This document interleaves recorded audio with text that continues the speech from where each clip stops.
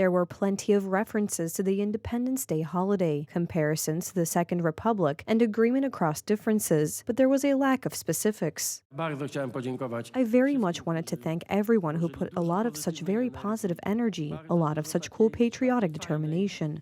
During the press conference, opposition party leaders did not present any specific provisions from the coalition agreement. To create a perspective and to make a Poland that is tolerant.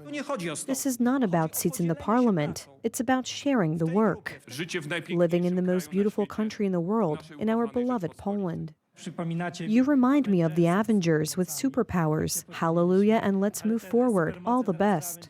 The coalition agreement is divided into three parts: programmatic arrangements, settlement of the United Rights governance, and coalition principles. However, there are no programmatic provisions in the document, besides the record of future directions. These only appear on the issue of accounting for the United Rights rule. The Together party broke out of the coalition agreement. We proposed those solutions that are crucial to us. We have not been able to agree politically with all forces on financial guarantees for all the implementation of these programs, which is why the decision of the Together party is what it is. There are already some disagreements in the forming coalition, and this is just the beginning. All this makes it clear that Prime Minister Mateusz Morawiecki's mission to form a government is not yet a foregone conclusion. Law and Justice won with a good result. We won the fourth of the 7 parliamentary elections in which Law and Justice participated. The goal was to get a full majority, 231 seats. That didn't work out. We will calmly analyze the reasons, but this can't be done by those who don't have full knowledge, who say things detached from the facts, including polls. When our party's support grew and when it declined, the situation from 2007 was repeated. Our opponents managed to falsify reality in the media. They provoked a reflex of a large part of society against us. They did it with methods more brutal and vulgar than at that time. However, we have a mission to form a government. It is very difficult, but it is necessary to fight until the end.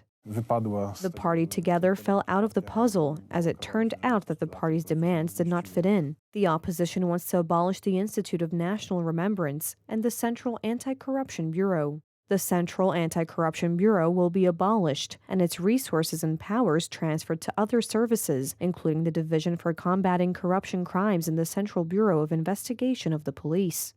This is political revenge, because there is no justification for it.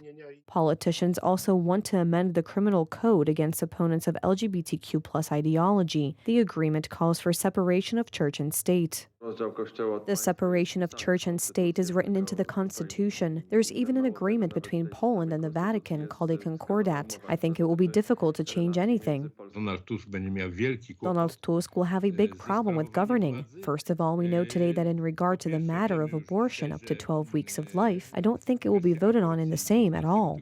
It will take a month before the coalition attempts to come to power. On Monday, the first session of the Polish Sejm of the new term will begin. Prime Minister Mateusz Morawiecki will have 28 days to form a government and win a vote of confidence in the lower house of parliament.